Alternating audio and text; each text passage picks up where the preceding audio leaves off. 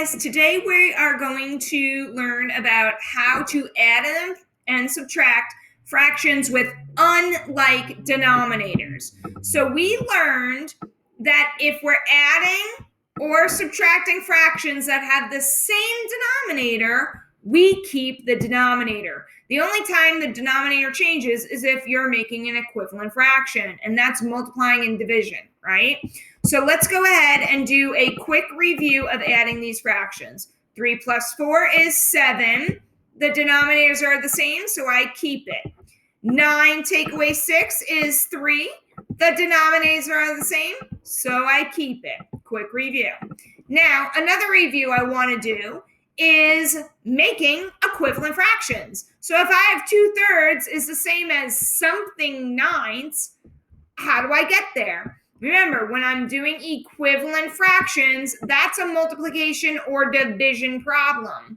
And whatever I do to the top, I have to do to the bottom, or vice versa. Whatever I do to the bottom, I have to do to the top.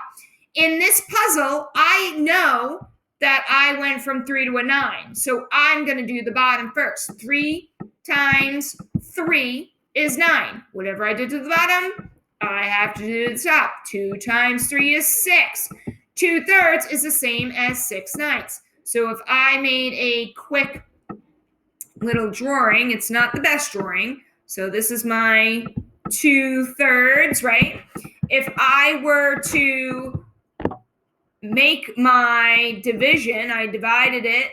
So now I have 3 rows because I did times 3. Now I have 1, 2, 3, 4, 5, 6 parts out of 1, 2, 3, 4, 5, 6, 7, 8, 9 parts. All right, just a quick review. Now, we're coming up to an addition problem where our fractions do not have the same denominator. That's a problem. I need to fix this problem. The way I fix it is I have to make sure that my denominators are the same, because I know if I'm adding or subtracting fractions, my denominator needs to be the same so I have an accurate answer. So the way I like to do this is I like to start with the fraction that has the smaller denominator. In this case, it is 1/3.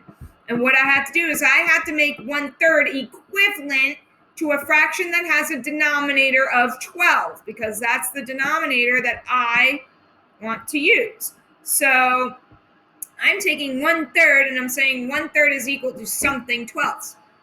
Well, whatever I do to the bottom, 3 times 4 is 12. So 1 times 4 is 4, right? So really, I have 5/12 plus 4/12, okay? So 5/12 plus 4/12. Now that's a lot easier to do. 5 plus 4 is 9. I have the same denominator. It's a 12. I keep it. I just solved my problem. It's 9/12. Let's go over here. Hopefully we have time to solve it. 1/2 minus 6/14. I do not have the same denominator, so I'm going to use my trick. I'm going to make an equivalent fraction using the fraction that has the smaller denominator. So 1/2 is equal to, remember, I have to match the second denominator, so I have to match the 14. So how many times does 2 go into 14? 7 times. So whatever I do at the bottom, I do the top. What is 1 times 7? Well, that's 7/14. So now I have 7/14, which is the same as 1/2. 7/14 minus 6/14. So 7/14 minus 6/14. If you notice, now I have the same denominator. 7 minus 6 is 1, and I keep the denominator.